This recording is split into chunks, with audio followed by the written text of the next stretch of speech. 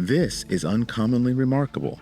We have surprisingly casual discussions about the lives and notable accomplishments of community leaders, entrepreneurs, and everyday folks like you and me. Think of this podcast as an opportunity to learn something new and to pick up on an entrepreneurial tip or two through open conversation. I'm Artis Beatty. I'm a doctor of optometry and the chief medical officer for My Eye Doctor OD. Though we will inevitably touch on topics within my area of expertise, the opinions and conversations held here are separate from my work with My Eye Doctor. Welcome to the show.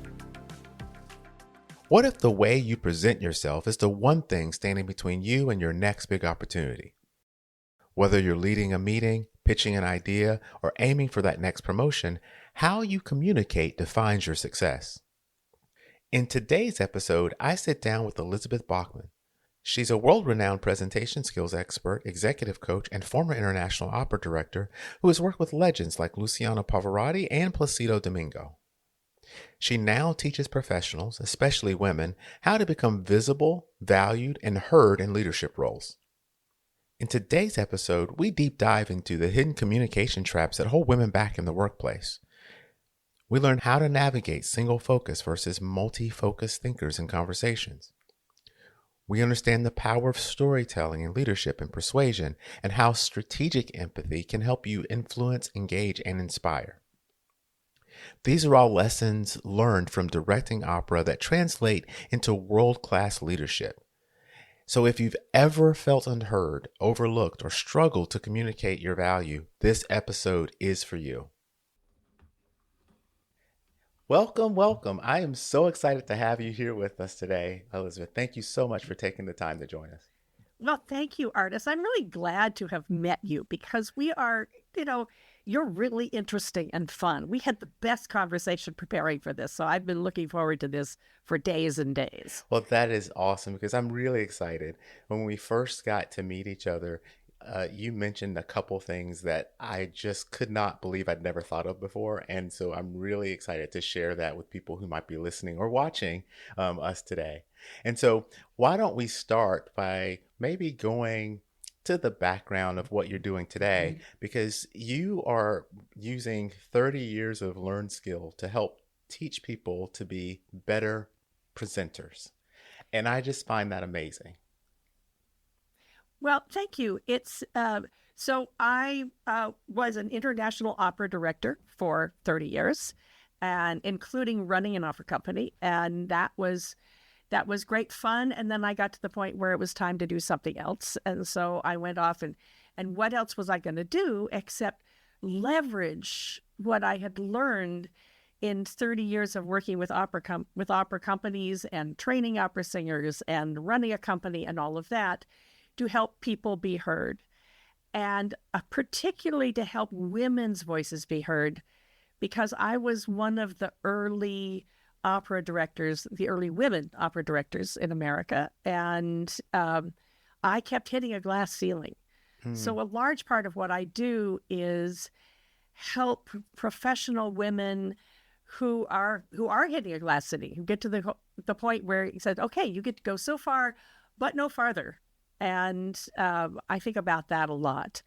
What I do now is I am a presentation skills trainer and executive coach, which means that I talk about how do you show up as the person who should be listened to, the leader. So for me, I do leadership training. Lots of people do leadership training. My aspect of leadership training is, how do you talk about what you're good at so that people hear that and they go, wow. I had a client not too long ago who went and did a speech at a local event, and her assistant came to listen.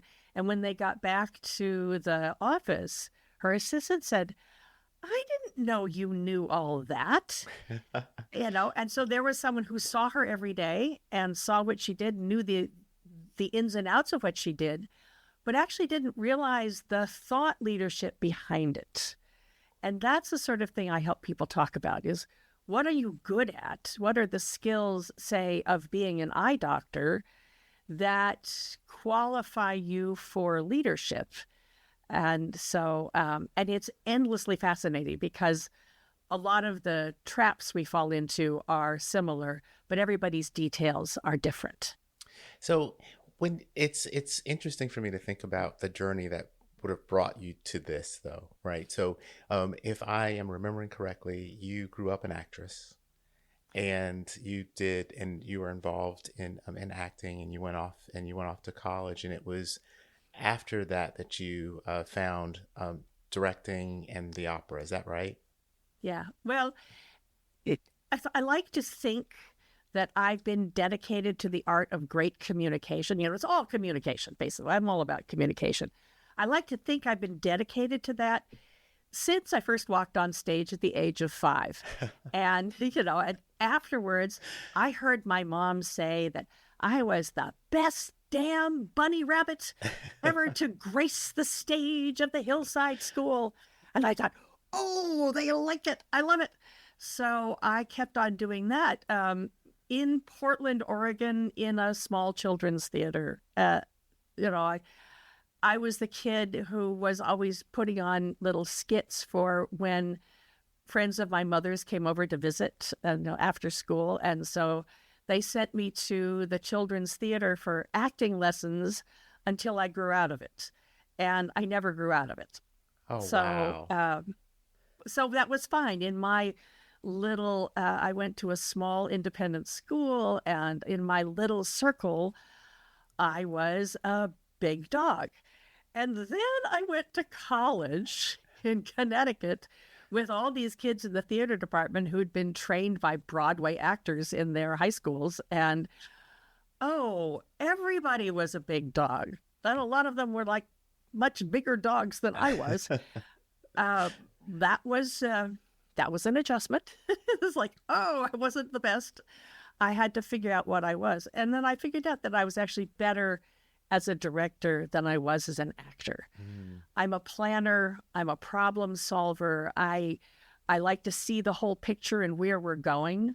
And then with a parallel interest in languages, I loved listening to the opera.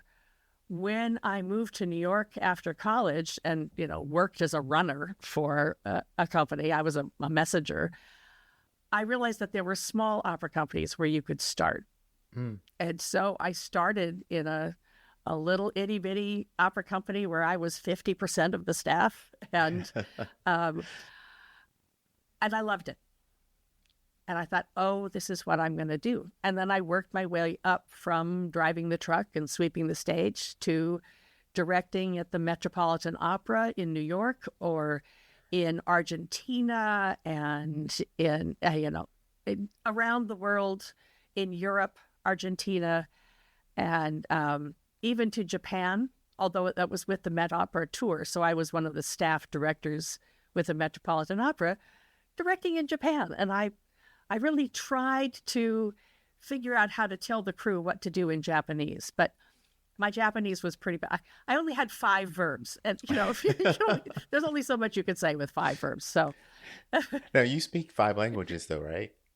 Right, Japanese is not one It's of them. not I one only of those. remember a little Okay. bit, but because of the opera, English, French, Italian, German, and Spanish, and I married a German, so I married into a German family, and I live half the year in Austria, where I work with my European clients, and we don't have a big time difference. And then in the U.S., I was in San Francisco for many years. I'm now in Portland, Oregon.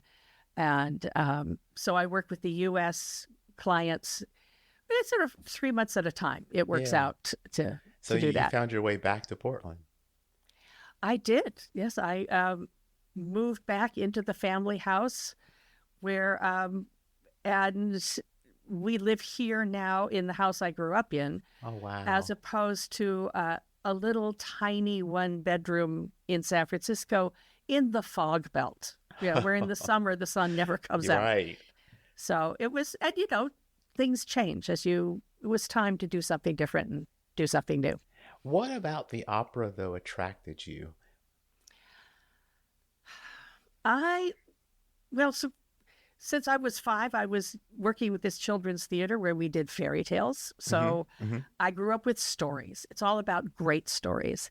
And so you've got theater and you've got music and you've got languages. I'm really interested in words and how people communicate and travel. So it took me around the world. And the things I really love were the grandeur and also the challenge of putting it together and telling that story in a way that works for everybody. When I when I left the opera, people knew who I was. People knew me as, I was fairly well known at my level, and I had to then sell myself to businesses when I moved into being a presentation skills trainer. And I had to actually talk about what I was doing. I had to change the story. So it's all about stories. How do you tell stories? Stories are the way people get involved. Stories are how we process. We remember stories more than we remember facts.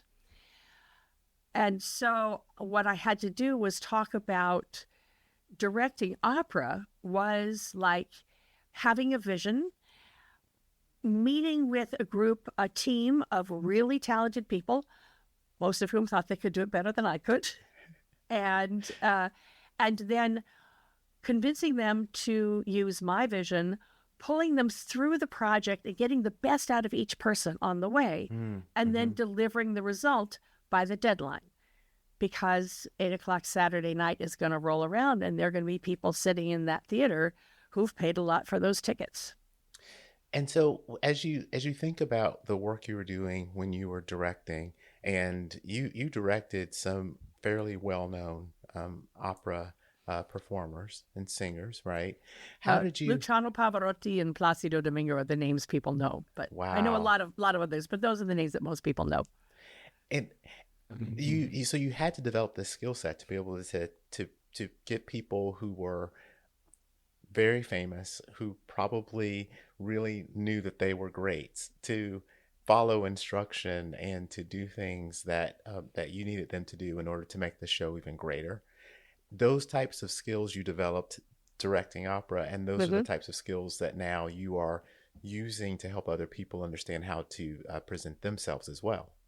Yes, exactly. And actually in opera, it was easy because it was much easier than it is in business, because in opera, everybody knows you need someone who's the outside eye. So I had a very defined role, and people said, yes, you are the person who's going to tell me what I look like on stage. And that's what I find with speakers and presenters, whether it's within your organization, you're speaking in meetings, or are you speaking on a panel? Are you speaking at a local event? Or are you giving a keynote speech to 5,000 people? You can't see yourself. You need someone who can watch and analyze. And basically, it's really hard to tell your own story. So what you really need someone else to bounce it off you, because as the saying goes, you can't see the label when you're inside the bottle. Very true. Very true. And so then what sparked your transition? Because it seems like you were doing well, you were directing, you were working around the world, but somewhere in there you decided that that wasn't going to be where you ultimately landed. What made that happen? Well, I wanted to run an opera company. I knew I'd be good at it. And also as a director, you are dependent on someone else to pick up the phone and call you. I couldn't control whether I worked or when I worked. So I wanted to run my own company. And so for about 3 years, I applied whenever there was a general director or artistic director position coming open, 3 or 4 times a year. As I said, I was one of the early women. So I was always on the short list, number 2, number 3, and I always saw the job go to a man. And what I didn't figure out until later is that I was marketing myself wrong. And it wasn't until I started my own company And I knew how to put together the company. I had a place. I'd been invited to create a company that would give opportunities to young singers. Okay. So partly educational, partly basically a performance company with a lot of big educational component. But to launch it, I had to raise $100,000, which sure wasn't in my bank account. And to do that, I had to speak to raise money. And that's where, when I first started, I was pretty terrible. I was terrified and terrible. And that's where I discovered the art of presentation skills. That's what saved me. I did my first few fundraisers. Lovely people. They knew me. They liked me. They were very friendly, and they left with their wallets still in their pockets. And a presentation skills trainer who liked music came to one of these and called me up the next day and said, there's some things you could do that would make this easier. Oh. And one of the things that happens with a lot of women, especially, is I was afraid to admit that I didn't know. There were things I didn't know. I could admit it privately, but publicly. It never occurred to me that I could get help learning how to do the fundraising. I'd watched it for years, but when it was me, and when it was me asking for money for my project that I had no results yet, this was just a dream. So it's just like all those founders who are pitching their software to the venture capitalists. I was pitching myself to donors, and I had to make it interesting for them. And so I hired this presentation skills trainer. She was expensive, and I thought about, how am I going to do this? And then I thought that my commitment to the people who would be helped and transformed by coming to my company, by working with me, had to be greater than my fear.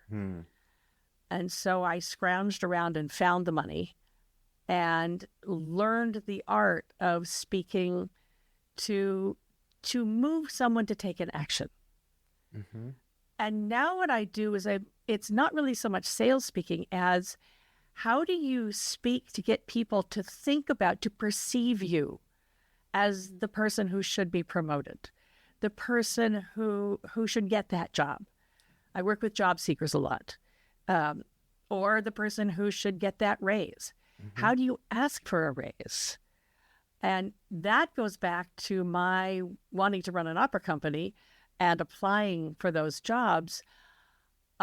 I made all the mistakes. I made every mistake possible. And so what I do now is I try to help people not make those same mistakes, Well, it's interesting the way you phrase the presentation, because it's not just about the public speaking part, which is immediately what you think about when you think about presentation skills, but it's the day-to-day interaction that we all have with other people, where we need to present ourselves in a way that we get that thing that we need from that person or from that group of people. And it feels like you're focusing really on that entire thought process around not just the public speaking part, but the interaction piece. So my company is called Strategic Speaking for Results. Like I said, I'm a problem solver. So what results do you want to get? And that's the overall company. And then the training programs are called Visible and Valued. Mostly for women, although I do have men come into it. So how do you become visible enough so that people say, oh, this is the person who should be promoted? And at the silver level, it's about teaching female managers how to get to director or senior director status. That's where and then the glass ceiling usually comes from director to vice president. And it usually comes for women especially, when women are 45 or 50. And that's where just working harder doesn't get you past that glass ceiling. It's sort of an invisible glass ceiling that people don't recognize. They don't know it's there, but that's where, it's still a huge percentage of organizations have lots of women in them up to a certain point, but the C-level is all men. And I think it's not on purpose. It's just, this is the way it's always been. And that's changing. There are a lot of organizations that are making an effort to get women in there. But the other piece of it is that women tend to sabotage themselves. That's what I did. And so if you're looking for that job, that promotion, but you don't communicate right, you won't get it. And then somebody who's louder and flashier is going to get promoted because they're visible and they're showing their value. May or may not be real, but that's where that's what you notice. And so you've focused a lot on helping women specifically. And is that really because of what you faced, or is there some other reason that you decided, I'm going to focus on I'm going to be able to help women be able to break these glass ceilings? Well, I've been the minority, and so that is my lived experience. And I work with clients around the world. Most of them are women. Occasionally their men will come knock on the door, figuratively. But most of the women who kept showing up and calling me were women. And the mindsets that sabotage us, I can address specifically the woman's side of it. Never been a man, not in this lifetime. So I don't know what it's like from the inside. Whereas I know the women's sabotage, the traps for women that are gender related. They're not all. There are a lot of traps, and they're not all gender related. But there's a particular series of gender related traps that women fall into a lot. And the thing is, though, I get to this through communication. So having been fluent in 5 languages, in opera, you are expected to be able to speak, especially working with, say, Luciano Pavarotti or Plácido Domingo, you're expected to be able to speak to the stars in their language. So I've learned how to communicate in all these languages. My grammar might not be perfect, but I've also been the person who's had to present in German when it's not my first, it's language 3 or 4 for me. So thinking, oh gosh, my German is good enough. I know how to do this. And then I have one of my native German speaking friends look at my script, and they come back and they've written it, they've crossed it out, they've changed it. So that's a piece that I'm very used to. What I'm noticing more and more is what they call, the short version is men's language and women's language. So women think men don't listen, and men think that women go on and on and on and never get to the point. And it's not that binary. There's a whole spectrum. But I think of it not so much as gender as single-focused and multi-focused thinkers. It's how you process information. It's how you listen. So the single-focused thinkers are historically men, traditionally men, but not always. A lot of women are single-focused to get a particular project done. And the advantage of that is that's how you get things done. And Western business was built on that principle. The disadvantage to that is tunnel vision. So the single-focused person may be so focused on what they're doing that they might not notice the side issues. And they might not notice the woman who walks in and says, hey, can I talk to you about this project? If they're focused on something else, the woman thinks she's been heard, or the multi-focused thinker thinks she's been heard, but she hasn't been. Right. Because the single-focused thinker was focused. The multi-focused thinkers are relational thinkers. And it's traditionally women, historically women, but not always. I know a lot of men who are I know a lot of men come to me who are very multi-focused and, can you help me be more direct and clear? And these are the people who see the world in a web of relationships. So they're going to see all the side issues that will derail a project. The downside of that is that if you are if you think in relationships, then your ideas are you. And so any kind of challenge or if someone knocks your idea down, it feels like it's personal. It feels like they're trying to attack you, when actually they're just trying to test your idea. And I think that this is fascinating, and it has so many practical implications. And I really am a single focus thinker. So if there's something that I need to solve or to do, I'm generally locked in on the one thing, and it gets done, and I move to the next one thing.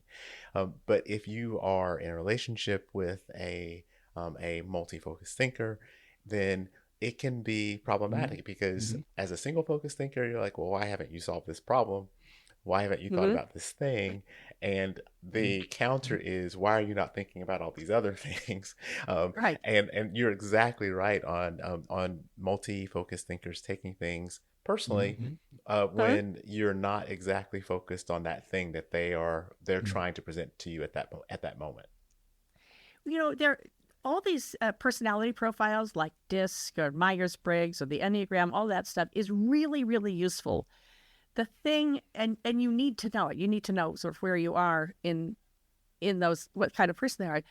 The thing that I think is missing is that the gender overlay, that we are socialized. Little boys grow up learning about bugs and dinosaurs, and little girls are fed Barbie way early on, and My Little Pony way early on. So it's everywhere. And also, I grew up with the good girls don't brag. Don't talk about yourself. Just be nice. If you do a nice, good job, you will be rewarded. Which turns out isn't true. That's a myth. But I wasted years waiting for that to just say, if I just do a good enough job, I'll get my reward. And alas, turns out that was a lie. But it takes a while. That's actually why I often work. Most of my clients are mid-40s to mid-60s, because that's about the point where you realize, that was a lie. And I don't get to do what I want to do because I'm acting like the good girl. So you have to be a good girl. You have to be nice. You have to be friendly, and you have to be strong enough to say, this is what needs to be done. It's hard. It's a challenge, and it's different for everybody, but there are ways you can deal with it. The thing I see that really breaks my heart, let's get back to the point here, for single focus thinkers. What happens is in large organizations, you've got smart women at the top, and good organizations are going to recruit women because they know that having diversity in the upper levels, diverse voices in the upper levels, brings higher profits. I mean, that's been proved over and over again. But what happens is, if the women do not feel heard, the women feel disregarded, they may not realize that they're contributing to that. That's also a myth. Women think men don't listen. It's the sort of thing that you only notice if you're the person who's being ignored. So the women tend to think it's personal, when it might just be, he really didn't hear you.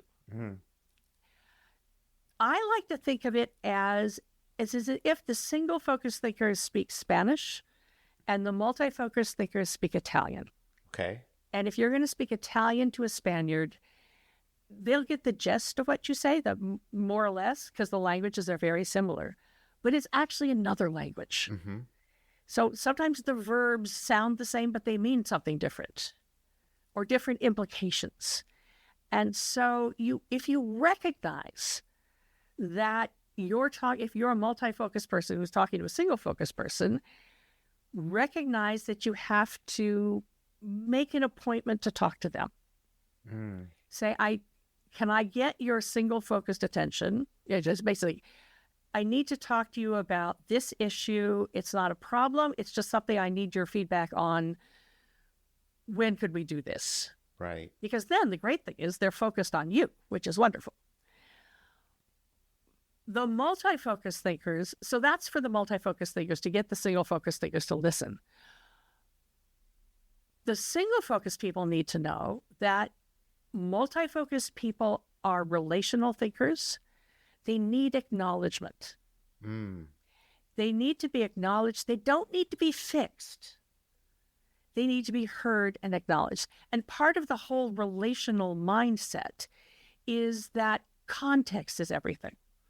So this is why the multi-focused thinkers tend to start the story back at the last century and work your way forward. To give you all because context is everything for them. And so the single-focused thinker, if they're smart and if they really want the contribution, want the other person to be heard, can say, I heard you. I can't think about that now. I'm focused on something else. Could we talk about it later today? Or, go to my calendar and book a time. I have a female client who's the head of a department, and she was getting complaints from her team that she wasn't listening when they came to talk to her at 4:58 p.m. And she was on her way out the door. And they said, and then they felt hurt, where she was saying, look, I have to get to the hospital. She's taking care of her mom, who is 93. And so we worked this out for her, was to say, I know it's a problem. I really want to hear it. I have to be someplace, or I really have to finish this project. Could we talk about it later? And that solved it. Then they said, oh, okay. And then often it wasn't an issue otherwise, but they felt heard and acknowledged without her actually stopping and listening to 20 minutes of conversation about this issue when she was worried about getting home before the doctor's appointment or something. And I think that's one of those things that I personally have had to learn to apply in day to day. So I have a team, and the team wants my attention. And previously, I may have been, oh, okay, I'll take your question, I'll take your concern, let's talk about it. But it was very difficult to focus on that thing at that time because there are 100 other things that need to be done. And so I actually started with the calendar and set aside time and told people, if you need to talk to me, that is fantastic. I'm open to talk to you, but we have to schedule it. And you have to have an agenda. So we got to know what we're going to talk about. And that has really been one of those things that from a work perspective has made all of us more productive, because I can give people 100% of my single focus attention when we plan ahead in that manner. And so this is right up my alley, because it's really this type of thing that I have to deal with on a daily basis. And you can always say, look, my brain only holds one thought at a time. So please, for my sake. The other thing is you can also, if they're going on and on, you can say, wait, let me pause you for a minute. I think I've lost you. Can you tell me the point? A really good one for single focused thinkers is to say, is this something I'm going to need to fix, or is this an update? Because it changes the way you listen. What a great point. It is. That's amazing. And if you ask them to say, here are the things I want to talk about, so that you know where it's going, you know how to listen. And then for the multi-focused thinkers, you have to help your single-focused friend or colleague, give them that context. Or sometimes it's, I just need to vent. Please don't try to fix me. I just need someone to listen. And, this whole story of men don't listen to women is something that women perpetuate. Women tell each other, men don't listen.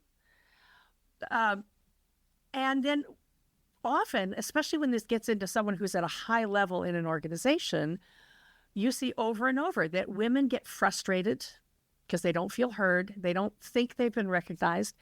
They actually are recognized, but the men aren't giving them the signals that they recognize. They don't understand. They're not being acknowledged. They don't know they've been recognized. And so they get fed up and quit. And, someone at a high level, if they quit, that's, for the organization, that's 3 to 6 months of lost productivity. Any team that they're leading slows down. They take their institutional knowledge away from them. And it's expensive to hire a recruiter to replace that person. And then for the person who's walked away, frustrated, they don't know why they were treated so badly. And I have to say, so sometimes they are actively being blocked. There are the ones who are really trying to block you. That's true. But so often it's just a misunderstanding. If you say, oh, they're thinking in Spanish, and I've been talking Italian to them all this time. Maybe I should learn how to say this in Spanish so they understand. So can you give us an example of a signal that maybe a woman in the office may be looking for that men don't really think to give, so that they feel heard or acknowledged?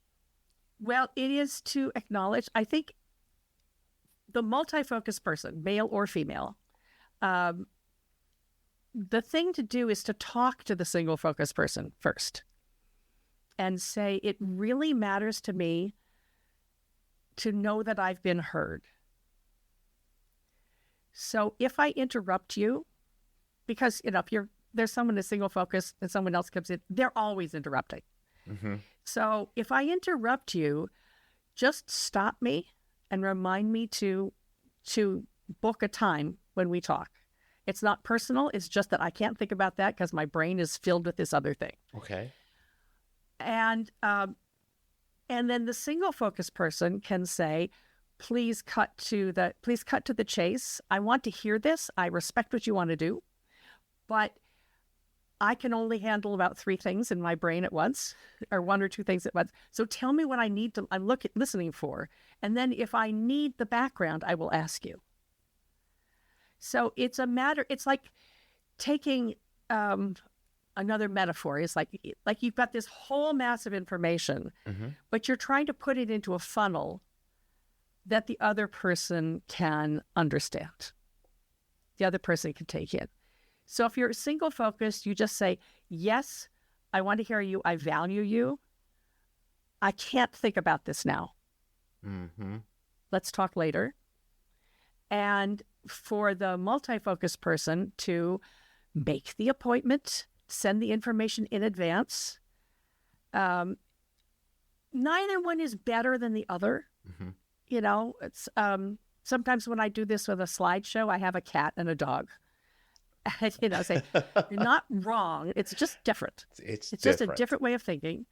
And both are valuable. And you really need both. That's the other thing is the single-focused people need the multi-focused people because the multi-focused ones are going to see the traps that you don't see because of tunnel vision.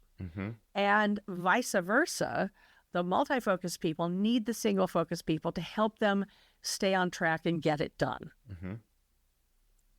Because it's really easy for the multi-focused people to go off on tangents, which I have probably done about once every 30 seconds in this conversation. I am very multi-focused. And It's for me, it's always interesting to have a conversation with a multi-focused thinker. I feel like I get, once we are narrowed in on what we're going to talk about, I really feel like I get so much information that I would not have asked for, but is also important. Mm-hmm. And it's really just being able to then limit what that information is and categorize it for me so that I can use it later for whatever task it is that I have to Mm-hmm. do. You know, you've also talked a little bit previously, and I've read a little bit about this concept of strategic empathy. Can you talk about Mm. that a little bit? Because I think it actually goes along with this conversation. Actually, this is the fundamental rule for communication is put yourself in the shoes of your listener. So we're talking about the single focus and multi-focused. For the multi-focused person, it's to put themselves in the shoes of that single focused person, of the person they want to reach. If they want them to do something, you've got to phrase it in a way that they'll understand. Hmm. And vice versa.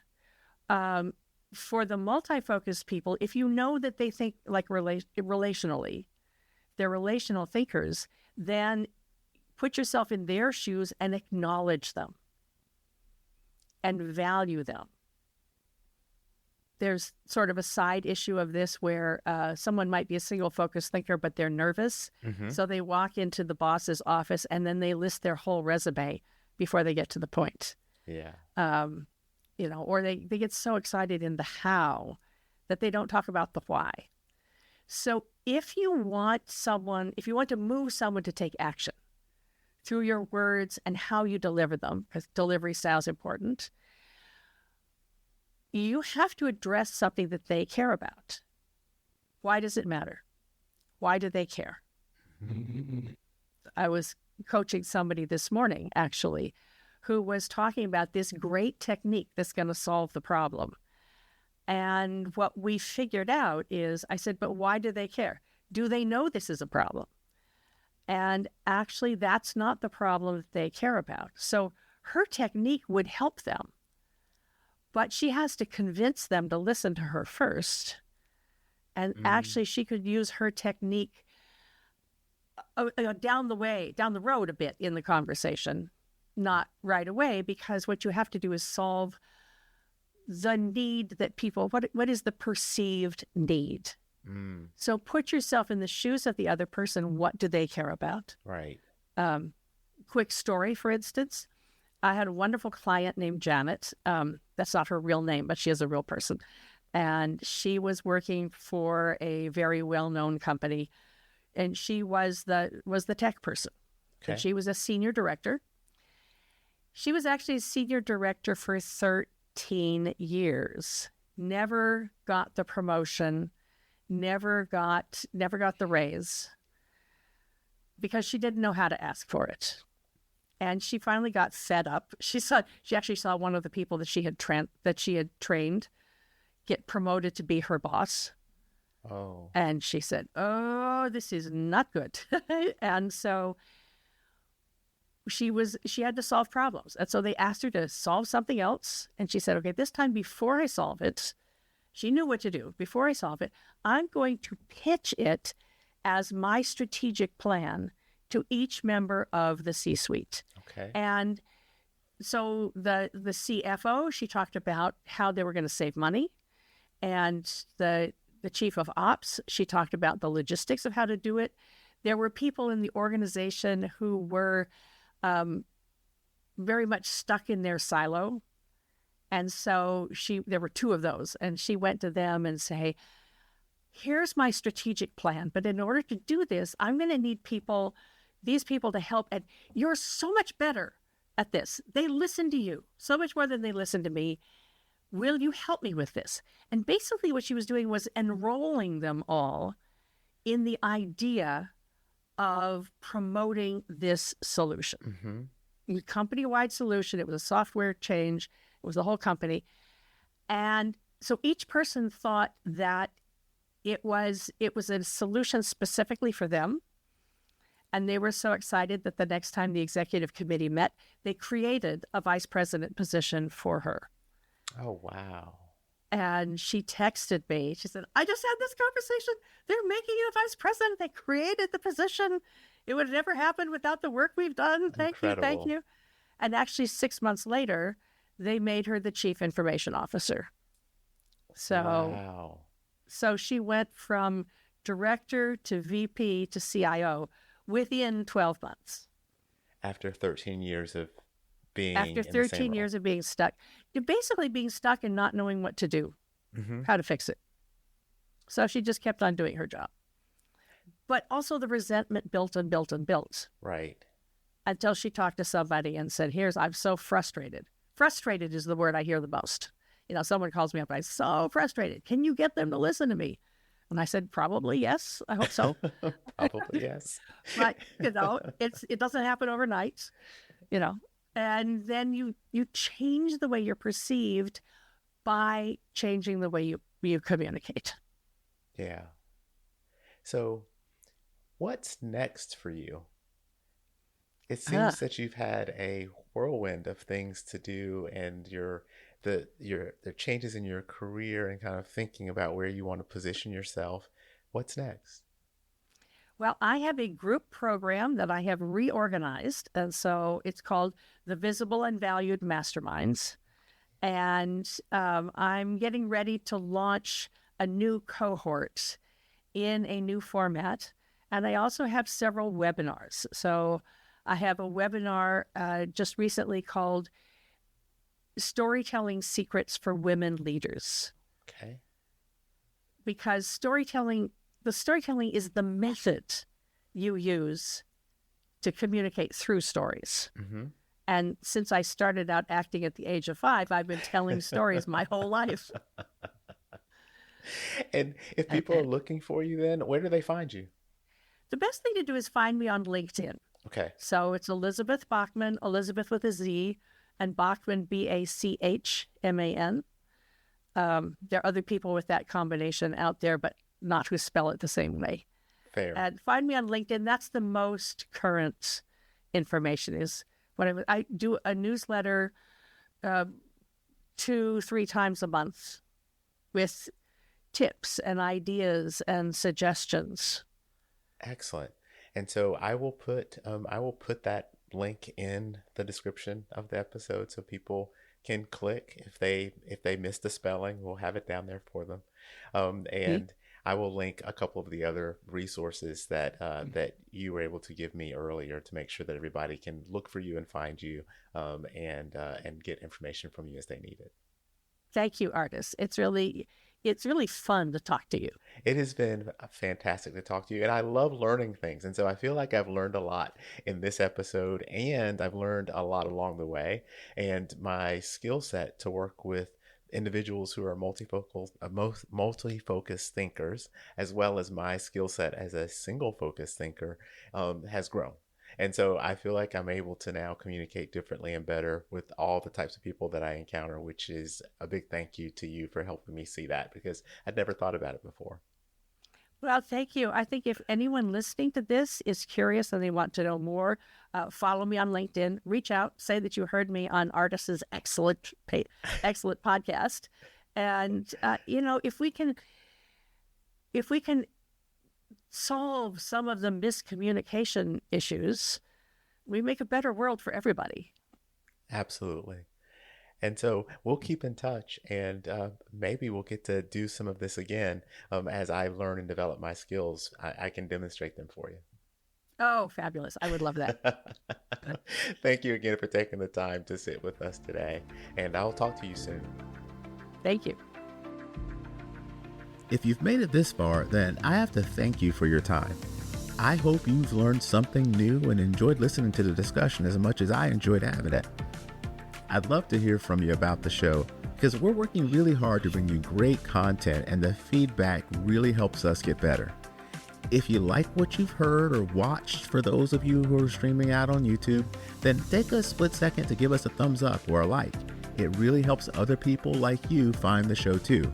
And no one likes to miss out on the good stuff, so go ahead and subscribe and hit the notification bell so you don't have to wonder when or if there's a new episode. And until next time, stay remarkable.